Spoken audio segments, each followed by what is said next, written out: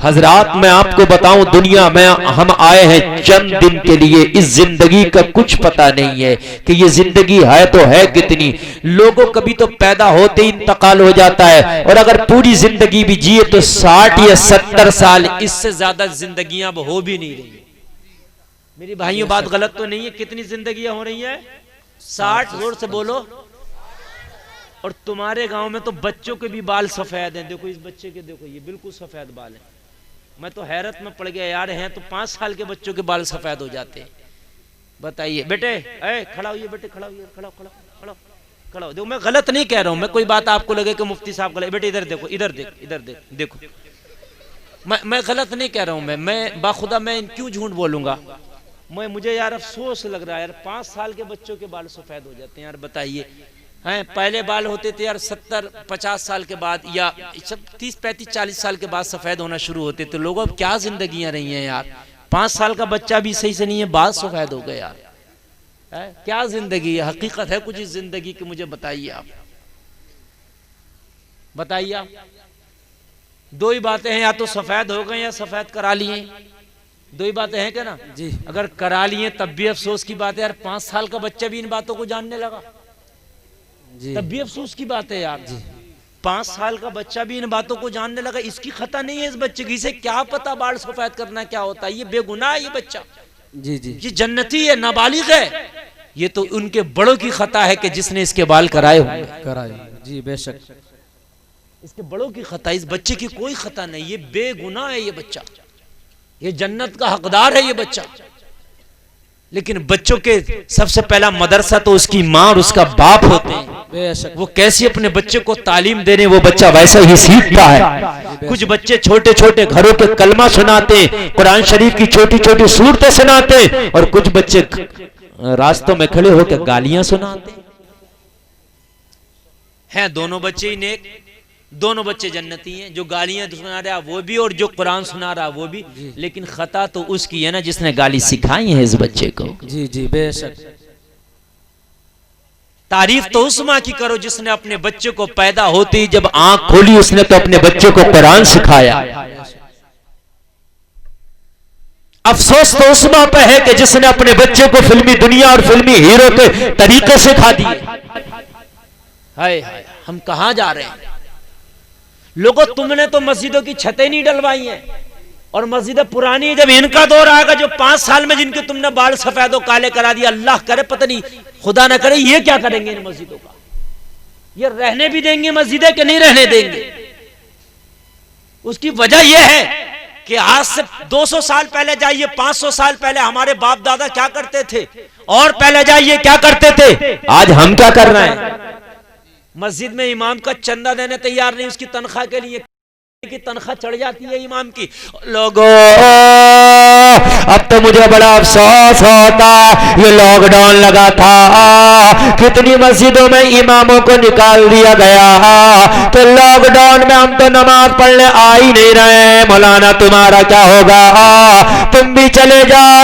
लोगों ये इमाम अपनी तनख्वाह से अपने बच्चों का पेट पालता था, तुमने उस इमाम को भी गरीब को निकाल दिया। क्या तुम नमाज पढ़ने के पैसे दे रहे हो? खुदा की कसम तुम नमाज का पैसा तो दे ही नहीं सकते। अगर पूरी दुनिया को बेच के भी दो तो एक नमाज का पैसा अदा नहीं कर सकते। तुम तो इमाम का टाइम का, उसकी ड्यूटी का पैसा देते हो, तो ड्यूटी तो वो लॉकडाउन में भी दे रहा था जी। बेशक बेशक, सुभान अल्लाह सुभान अल्लाह। लेकिन निकाल दिया। कितनी जगह मेरे पास शिकायतें आई हज़रात, इमाम ने शिकायत की, हम मुझे निकाल दिया, मुझे तनख्वाह नहीं दिया। लोगों आज हमारी कौम का यह हाल है कि अगर लॉकडाउन लग जाए, हम नमाज पढ़ने के लिए ना जाएं तो मस्जिद के इमाम को निकाल दें। लोगों आज हमारे दीनी जज्बात को क्या हो गया? लोगों आज हम कहां चले गए? अपने आप को सीना तान के कहते हम मुसलमान हैं, अपने आप को कहते मुस्तफा के गुलाम है। हम कहते हमने वही कलमा पढ़ा है जो सहाबा ने पढ़ा था, हमने वही कलमा पढ़ा जो करबला के हुसैन ने पढ़ा था। हम कहते हैं हम वही कलमा पढ़ते हैं जो गौसे आजम ने पढ़ा था।